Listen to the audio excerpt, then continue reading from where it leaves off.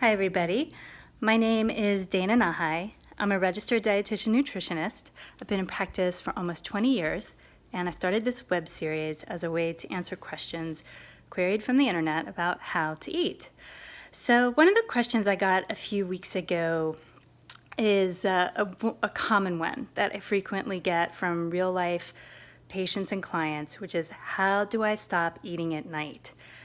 This is a problem for a lot of us because the evening is really the time when our schedules slow down and we have more time for eating and drinking. And we tend to use food as a salve and drink as a salve for the stress of the day.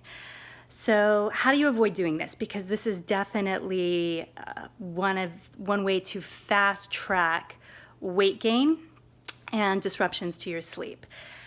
The reason why it fast tracks disruptions to your sleep is a lot of times our evening meal kind of turns into this multi-hour grazing event.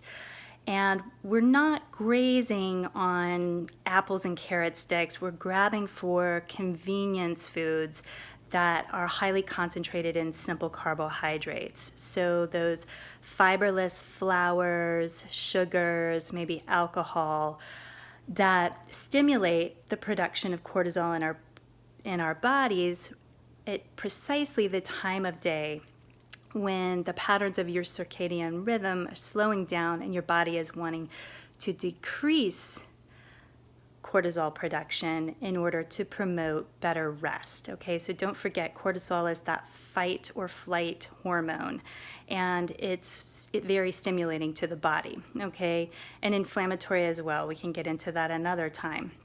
But the more simple carbohydrates you eat in the evening, coming from white flours and added sugars and alcohol, the bigger the disruption to your nightly sleep patterns that it may cause. Additionally, any calories that you consume from foods, especially foods that are concentrated in calories, like those convenience foods or sweets or alcohol, they're going to go into storage, which is precisely where most of us don't want them to go, right? Because that's going to cause weight gain over time and a host of other issues to fight against your overall dietary wellness goals. Okay, so how do you stop these patterns from happening? Well, one thing that you begin by doing is looking at your within day total food consumption, okay? And so if you are, let's assume you're an 8 a.m. to 5 p.m. worker, whatever work it is that you do, whether you go to school, whether you go to an office, whether you're running a household, whatever it is, let's assume an 8 to 5 p.m. pattern. Well, you do need naturally high fiber carbohydrates in the day, And we've been talking about that in some of those videos, and you can go back to some of the older videos for more information about that. But you want to make sure that those high fiber carbohydrates are weighted towards the beginning of your day, because in the beginning of your day is where you're going to have the best opportunity for your body to utilize those complex carbohydrates when and where they need to be.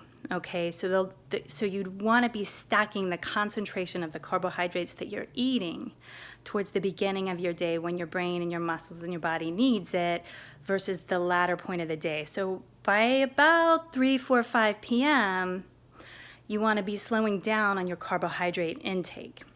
And your evening meal should be much more concentrated in produce and protein than carbohydrate. Okay, so that's one way to prevent it. Now, a lot of times, we do have more time in the evening, and so that definitely contributes to the grazing. It has been stressful, and you may be relying on food and drink to medicate the stress of the day, and you need to be very cognitively aware of that. We can talk about developing other habits to prevent that from happening, snacking in front of the TV, communal overeating. Those will all get in the way.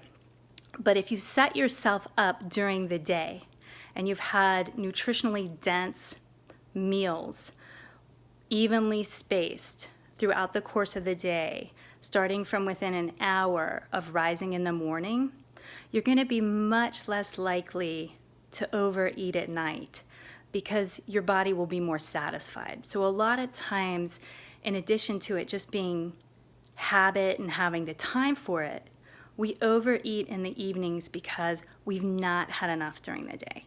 You've not had enough carbohydrate during the day. You've not had enough protein. You've probably not had enough produce, which you know I want you eating a whole lot more of. And so all of that is going to contribute to eating at night. Now, I always suggest people to not eat within 2 hours of falling asleep because you're guaranteed of storage at that point. You have very little opportunity for your body to utilize the full amount of calories that you're eating.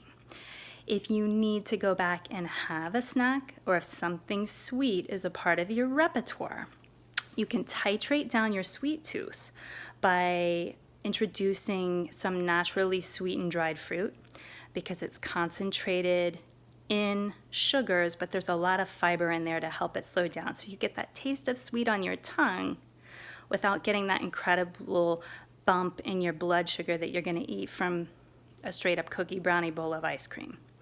Now, you could really do yourself a favor by cutting up a piece of fruit and having some slices of hard cheese or some raw nuts. Or you could also, if it's ice cream or bust, start by reducing the amount that you eat, okay? Because ice cream is really not the best thing at night, especially on a regular basis. I mean, if it's like a Friday or Saturday night, go for it, okay? But on a regular basis, regular Monday night, ice cream is not your best choice, okay? Because unless it's a birthday, there's probably not much of a special occasion going around. And if it's just dipping Breyers out of a box, try to move away from it with some dried fruit, some raw nuts. Don't worry about the amount of calories, just worry about the type of food to try to titrate that sweet tooth down, okay? If it has to be ice cream or bust, throw some fresh chopped fruit, frozen berries, raw chopped nuts on top so that you're getting more fiber in that bowl of sugar and that bowl of simple carbohydrate to kind of help slow it all down. But honestly, one of the two best things that you can do to help stop eating or overeating at night or turning the evening meal into a 2-hour grazing event is making sure that you're getting enough nutrition spread out earlier in the day to meet your dietary needs.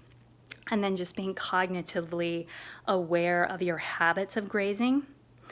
And if it is just a habit, if you like tea, make yourself a cup of tea, sit down with an apple and a couple tablespoons of raw nut butter and make that an eating experience. But just be aware of your habits and why you're eating at night as well, okay? Let me know if you have any questions about that, but hopefully that's another tip to get you started earlier in the week on some healthy eating habits. If you like this video, if you've made it this long, if you don't mind giving me a thumbs up, like, or sharing it with somebody who you think it might be meaningful, I would really appreciate it. I hope you all have a great week.